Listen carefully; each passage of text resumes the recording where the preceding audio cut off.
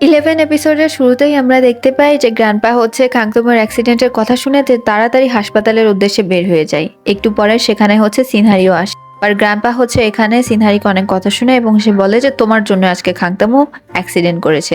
তখন খাংতম পেছন থেকে এসে বলে, আমি সিনহারির জন্য অ্যাক্সিডেন্ট করিনি গ্র্যান্ডপা, আমি ঠিক আছি। এরপরে সিনহারি হচ্ছে বাসার উদ্দেশ্যে বের হয়ে যায় এবং কেবিন রুমে গ্র্যান্ডপার সঙ্গে খাংতমু কথা বলছিল। এখানে হচ্ছে গ্র্যান্ডপা বলে যে তুমি ওই ঢঙ্গি মেয়েটাকে ছেড়ে দাও, আমি এই রিলেশনশিপ কখনোই মেনে নেব না। তখন খাংতমু বলে যে ও যখন সিনগুমহি হয়ে তোমার সামনে এসেছিল তখন তো ঠিকই তুমি ওকে মেনে নিয়েছিলে। এরপরে খাংতমু বলে যে ওকে অভিনয় করতে আমি বলেছিলাম, সব দোষটাই আমার, এখানে ওর কোনো দোষ নেই। তখন গ্র্যান্ডপা বলে তারপরেও আমি এসব মেনে নেব না। তখন খাংতমু বলে যে তাহলে আপনাকে গ্রেট গ্র্যান্ড চাইল্ডের আশা ছাড়তে হবে, সিনহারিকে বিয়ে না করলে আমি এই দুনিয়ার আর কাউকেই বিয়ে করব না। আমরা এদিকে দেখতে পাই সিনহারিকে নিয়ে যাচ্ছিল হচ্ছে জিনিয়াংসি।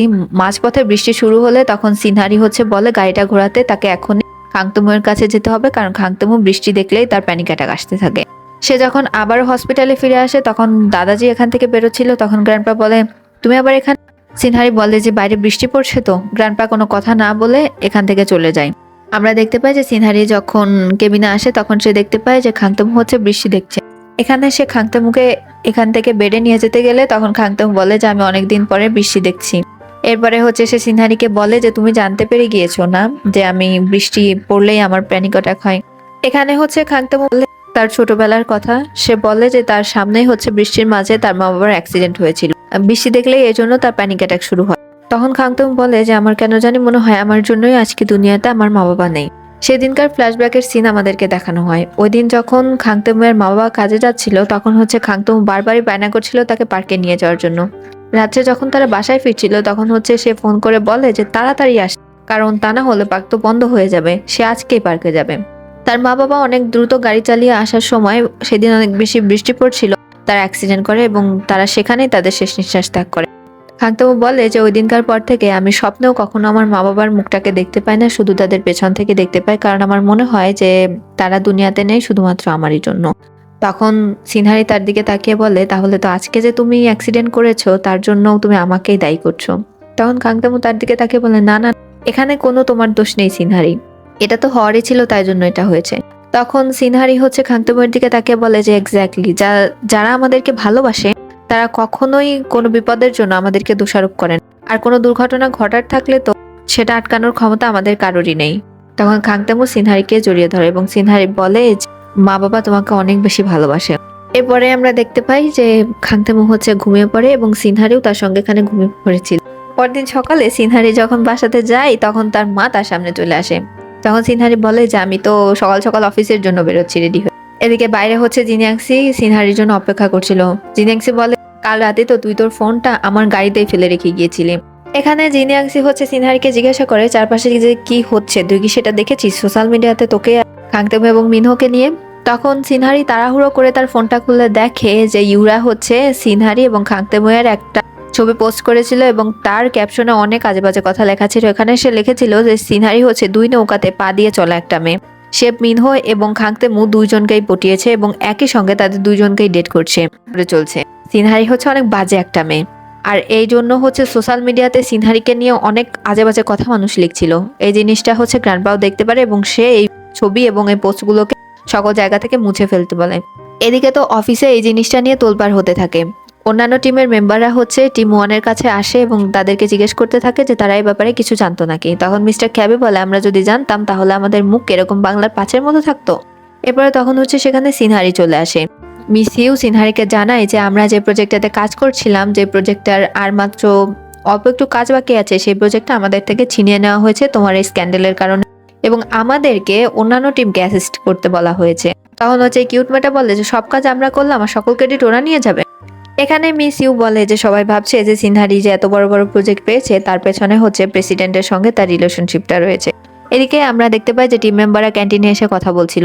এখানে হচ্ছে মিস্টার খ্যাবি বলছিল যে আমাদের হাত থেকে এত বড় একটা প্রজেক্ট চলে গেল সিনহারির জন্য, আর আমরা কোনো ক্রেডিট পাবো না। সিনহারির এই কথাগুলো শুনে অনেক বেশি খারাপ লাগছিল, সে একটা প্লান্টের পিছনে লুকিয়েছিল। আর এদিকে অন্য টিমের দুইজন এসে হচ্ছে সিনহারির নামে গসিপ করতে থাকে। এই মেয়েটা বলে যে সিনহারি কি এতই সুন্দর যে ওকে দেখে প্রেসিডেন্ট একদম পাগল হয়ে গেল, ওই মেয়েটাকে তো আমার সামনাসামনি দেখতে ইচ্ছা করছে। আর পাশ থেকে ছেলেটা বলে না না, ওই মেয়ে তো এত সুন্দরও না, ও হচ্ছে কোনোভাবে প্রেসিডেন্টকে পটিয়ে নিয়েছে। তখন হচ্ছে মিস্টার খ্যাবি উঠে গিয়ে বলে যে তোমাদের আর কোনো কাজ নেই নাকি গসিপ করা ছাড়া। এবং সে বলে যে সিনহারি এত দূর পর্যন্ত গ্রো করেছে এবং সে এত প্রমোশন পেয়েছে কেন জানো, কারণ ও এটা ডিজার্ভ করে, কোনো প্রেসিডেন্টকে ডেট করার জন্য নয়, বুঝে? আর তোমাদের কি অফিসে এইসব গসিপ করার ছাড়া আর কিছু মাথায় আসে? সব থেকে বড় কথা কি জানো, ও কত সুন্দর, ও অনেক বেশি সুন্দর, তোমার থেকে হাজার বেশি সুন্দর, তুমি ওকে দেখলে ভিড়মি খেয়ে পড়ে যাবে, আর এসব গসিপ আর অফিসে করবে না। এসব কথা শুনিয়ে দিয়ে সে এখানে এসে বসে। তখন মিসিউ বলে তুমিও তো এতক্ষণ সিনহারির নামে গসিপ করছিলে। খ্যাবি বলে যে আমি তো শুধু কথার জন্য কথা বলছিলাম, বাট ও আমার টিম মেম্বার, আমার ফ্যামিলির একজন, আর আমি আমার ফ্যামিলির একজনকে কারোর সামনে ছোট হতে দিতে পারি। এ কথা শুনে সিনহারি কান্না করতে করতে চলে আসে এবং সকল টিম মেম্বারদেরকে জড়িয়ে ধরে এবং বলে তোমরাই আমার সত্যিকারের ফ্যামিলি, আমি অনেক বেশি দুঃখী, তোমাদেরকে আমি অনেক বেশি ভালোবাসি। আর সবাই তখন সিনহারিকে জড়িয়ে ধরে। অপরদিকে জিনিয়াংসি হচ্ছে সিনহারিদের রেস্টুরেন্টে আসে এবং সে দেখতে চায় যে এই সব ব্যাপার আবার তার বাবা মা জানতে পেরেছে নাকি, তাহলে তারা হার্ট হবে। তখন সে দেখতে পায় যে সিনহারি বাবা মা কিছুই জানে না। রেস্টুরেন্টে যারা আসছিল সেই পাবলিকগুলো হচ্ছে সিনহারি বাবা মাকে জিজ্ঞেস করতে যায় যে তাদের মেয়েও তো গুড ফুডে কাজ করে, সে কি এই মেয়ের স্ক্যান্ডালের ব্যাপারে কিছু জানে নাকি। বা সেই মেয়ে তো সিনহারি। তখন জিনিয়াংসি হচ্ছে এদেরকে আটকানোর জন্য বলে যে আমি একটা অ্যানাউন্স করতে চাই, সেটা হচ্ছে আজকে আমাদের রেস্টুরেন্ট থেকে যে যা খুশি তাই খেতে পারেন, অর্ডার করতে পারেন এবং আপনাদের সকল বিল আমি পে করব। আর এই কথা শুনে সবাই তো এইসব স্ক্যান্ডালের কথা বাদ দিয়ে রেস্টুরেন্টের মেনুর উপরে ঝাঁপিয়ে পড়ে। আর এই জন্য হচ্ছে সিনহারি স্ক্যান্ডালের কথা তার বাবা মা জানতে পারে না। অপরদিকে আমরা দেখতে পাই সিনহারি এবং জিনিয়াংসি যখন দেখা করে তখন হচ্ছে জিনিয়াংসি সিনহারিকে দেখায়, বলে যে দেখেছিস আজকে তোর জন্য আমার কতগুলো টাকা খরচ হয়েছে। তখন সিনহারি বলে যে তুই এই কাজটা কেন করতে গেলি। তখন জিনিয়াংসি বলে আরে বান্ধবীর জন্য আমি নিজের জানও হাজির করে দিতে পারি, এখন আমার ঘাড়টা অনেক বেশি ব্যথা করছে, তুই টিপে দে।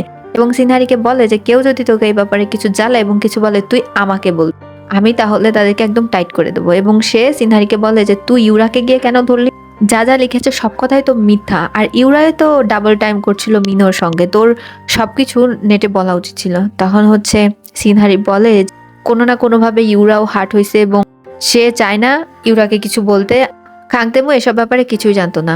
সে হচ্ছে সিনহারিকে রাতে ফোন দেয় বুথ থেকে এবং এখানে সে সিনহারির সঙ্গে অনেক ভালোভাবে কথা বলছিল। সে সিনহারির ভয়েস শুনে বলে যে তুমি কি কোনো কারণে টেনশনে আছো। সিনহারি তখন বলে যে না তো, এরকম কিছুই না।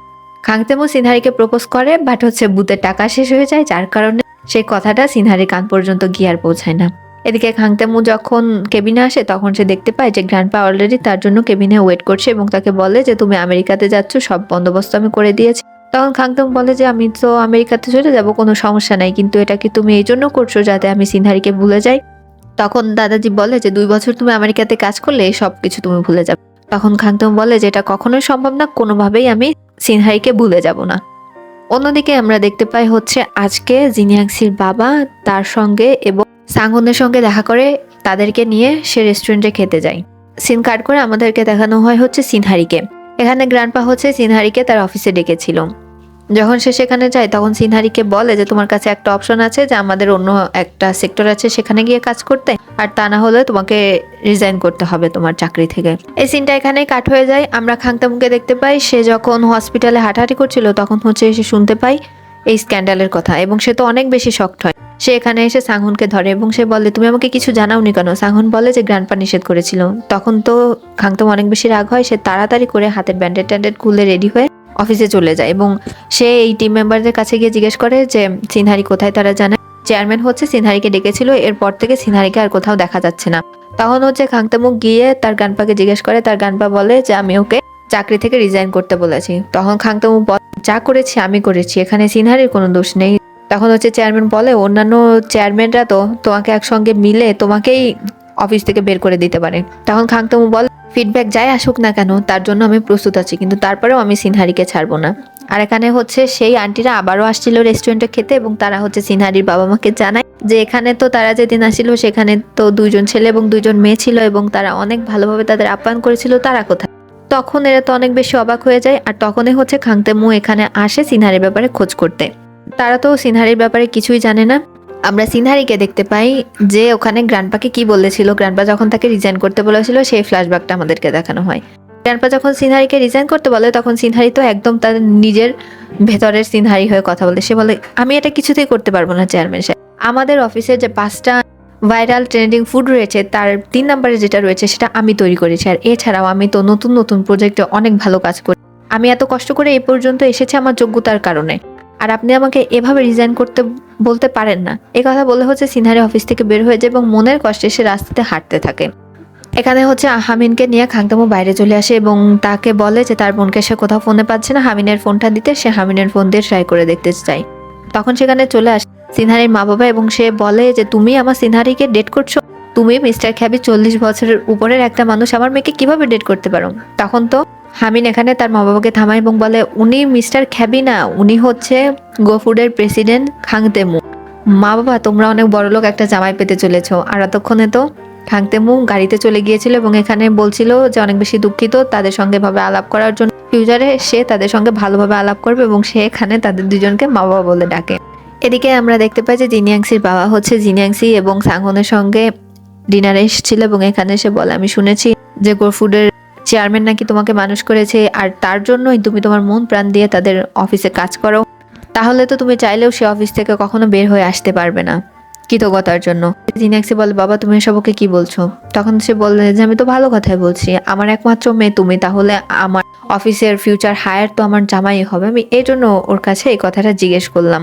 এরপরে তারা এখানে ডিনার শেষ করে দুজনে বাসায় ফিরছিল, তখন হচ্ছে জিনিয়াংসি একটা আংটি পায় এবং সে বলে এই আংটি।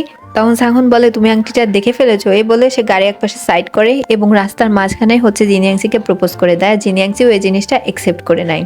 আমরা দেখতে পাই যে সিনহারি হাঁটতে হাঁটতে সেই টাওয়ার পর্যন্ত চলে আসে এবং এখানে সে যখন তার ফোনটা বের করে তখন সে দেখতে পায় যে অনেকবার কল আসছে হামিনের ফোন থেকে। সে হামিনকে যখন কল ব্যাক করে তখন সে দেখতে পায় যে সেই কলটা হচ্ছে খাংতেমু ধরেছে এবং খাংতেমু এখানে বলে যে তুমি কোথায় আছো, আমি তোমাকে সারা দিন ধরে খুঁজে বেড়াচ্ছি, আমি তোমাকে কোথাও পাচ্ছি না সিনহারি। তখন সিনহারি বলে যে আমি হচ্ছে সেই নামসং টাওয়ারের ওখানে আছি। সিনহারিকে খাংতেমু ওখানেই দাঁড়াতে বলে এবং সে বলে যে সে আসছে। একটু পরে হচ্ছে খাংতেমু এখানে চলে আসে এবং সিনহারিকে জড়িয়ে ধরে এবং বলে যে আমি অনেক বেশি দুঃখিত, এত বড় একটা স্ক্যান্ডাল তোমাকে একা একাই হ্যান্ডেল করতে হচ্ছে, আমি বুঝতে পারিনি যে তুমি এত প্রবলেমে আছো, আমি এটা কি করে করতে পারলাম। তখন খাংতেমু সিনহারিকে বলে যে তুমি এরকমটা ভেবো না, এরকম কিছুই না। আমরা দেখতে পাই খাংতেমু এবং সিনহারি হচ্ছে দুইজনে খাংতেমুর একটা অ্যাপার্টমেন্টে চলে যায় এবং এখানে তারা অনেক সুন্দর রোমান্টিক মুহূর্ত স্পেন্ড করে। আর এখানেই এই 11 এপিসোডটা শেষ হয়ে যায়। ভিডিওটা ভালো লাগলে সাথেই থাকবেন।